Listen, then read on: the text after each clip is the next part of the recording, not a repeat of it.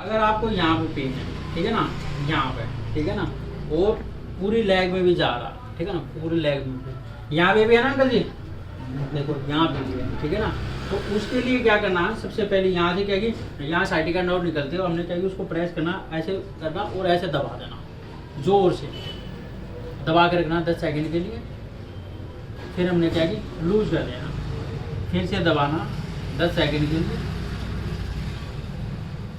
फिर से लूज करना। और